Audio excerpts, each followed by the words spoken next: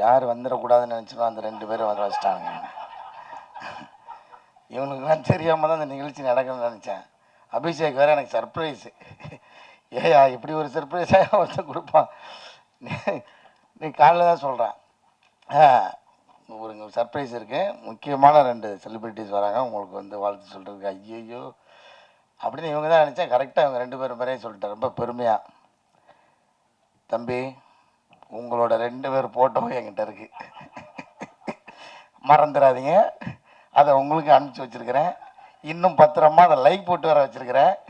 எப்போ வேணாலும் மீடியாவில் போஸ்ட் பண்ணிடுவேன். தெரிஞ்சுக்கோங்க. சோசியல் மீடியாவில் அதை மனசில் வச்சுட்டு பேசுங்க. இனிமேல் மேடையில் பேசினா என் வயசை பற்றி இல்லாமல் நீங்கள் விமர்சனம் பண்ணுறீங்க. இருக்கட்டும். ஏண்டா ஒரு யதார்த்தமாக ஒரு அப்பா ரோல் கொடுத்தாங்கன்னு வெள்ளடிச்சுன்னு நடித்தா உடனே எனக்கு 60 வயசுன்ற ஒருத்தன் 58 வயசுன்றான். தம்பி எனக்கு ஒரு வாய்ப்பு கிடைக்காம போயிடும். இல்லை இருக்கு, நான் வெயிட் பண்ணுறேன். ஆனால் ஏதாவது ஒரு சூழ்நிலையில் அந்த ஃபோட்டோவை நான் போடுறேன்டா. இருந்தாலும் நீங்கள் வந்ததுக்கு ரொம்ப நன்றி 2 பேருக்கும். லவ் யூடா. ஐயோ அதுவே பயமாக இருக்குது, என்ன பண்ண போகிறான்னு தெரியல.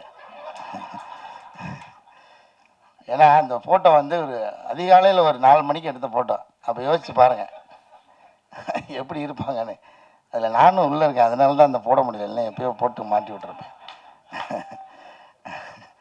ரொம்ப ஒரு உற்சாகமான ஃபோட்டோ அது.